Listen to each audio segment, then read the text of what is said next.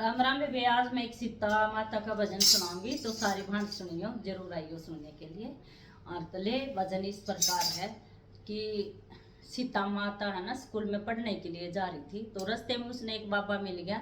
तो उस बाबा से वो बाबा कहने लगा, बेटा हाथ दिखा दे। तो हाथ दिखा दिया, क्योंकि वो 12 वर्ष से कम ही उम्र में बच्चे को कुछ पता नहीं होता है। तो उसने हाथ दिखा दिया, तो बाबा कहने लगा, आख बेटा 12 वर्ष तो तू राज करेगी और 12 वर्ष तक आप ने वनवास करना है। तो वह कहने लगे, हैं बाबा हाँ। तो कहने लगी कि किसके संग तो मैं राज करूंगी और किसके संग वनवास करूंगी। तो बाबा ने कहा, पिताजी के संग तो तू राज करेगी और पति के संग वनवास करेगी। देखो सीता माँ को पता था, लेकिन उसने अपने पति के साथ वनवास करके भी वह बहुत खुश हुई और उसने अपने पति को भगवान माना। तो वो हम नहीं, वो सीता माँ है। हम सबको सीता माँ की तरह हमें अपने मतलब एक ही पथ पे रहना चाहिए और निर्णय करना चाहिए। हमने भी सीता माँ की तरह बढ़ना चाहिए। तो सभी भाण बेटियां न कहूँ, आज वो कति कसूता गदर मचा दिया। तो ऐसे मत बढ़ो भाई, सीता माँ को बढ़ो, सीता माँ को देखो और उसकी उस पर चलो। तो आगे भगवान के पास भी हमारे दरवाजे खुले हैं। किसी को धोखा मत दो, तो अपना सही निर्णय लो। सीता पढ़ने चली सकुल हाथ किए रेखा नारी से।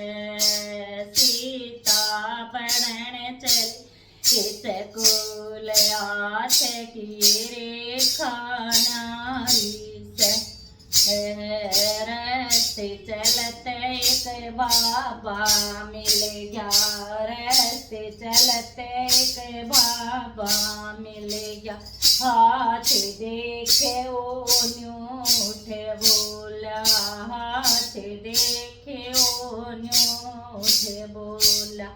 12 वर्ष बेटी राज करेगी, 12 वर्ष बेटी राज करेगी। 14 वर्ष वनवास करेगी, 14 वर्ष वनवास करेगी। किसके ओ संग बाबा राज करूंगे, किसके संग बाबा राज करूंगे। किसके वो संग वनवास करूंगे, किसके संग वनवास करूंगे। बाबा हाथ देखे ओ न्यू फरमाया, हाथ देखे ओ न्यू फरमाया। पिता के संग बेटी राज करेगी, पिता के संग बेटी राज करेगी। पति के संग वनवास करेगी, पति के संग वनवास करेगी। सीता पढ़ने चली सकुल हाथ किए रेखा नारी से। सीता पढ़ने चली सकुल हाथ किए रेखा नारी से। यो था वे सीता माता का भजन। तो सारी भाण सुनियो, इसको बड़े ध्यान से सारी आइयो वे। और दाचमनगढ़ फैमिली पर डालूंगी मैं इसमें, और सारी आज ये सुन लियो। और मैं सारी बहू बेटियां से सबसे हाथ जोड़ के ये प्रार्थना करती हूँ, वे अपना निर्णय बस एक वे ले लिया करो और कति उस पर खरी उतरा करो, जैसे कि सीता माँ उतरी। क्योंकि देखो, हमने जो भी जिसके साथ शादी कर ली, हम भूखे मरे प्यासे मरे, राजमहल में रहे, स्वर्ग में रहे, वो तुम्हें जहाज में रखे, वो तुम्हें गाड़ी में चलाए, किसी में भी रखे, तो आप खुश रहा करो। ये हमारा धर्म है। जहाँ हमारे पति वहीं हमारा धर्म।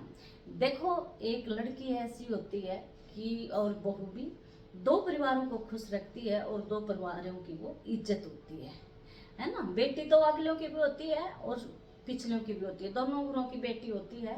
तो उस बेटी ने हमेशा अपने मतलब भाई अच्छे कर्म करने चाहिए, ताकि भगवान भी हमारा लेखा ले सके। तो कभी भी किसी की बुरी चीज़ों को देखकर उसकी तरफ मत जाओ, अपने विचार कभी भी मत बदलो, बिल्कुल अटल रहो बेटा। जिसके साथ भी तुम हो, शादी है तो वहीं पर अटल रहो। बस ये एक माँ आपको यही सलाह दे रही है।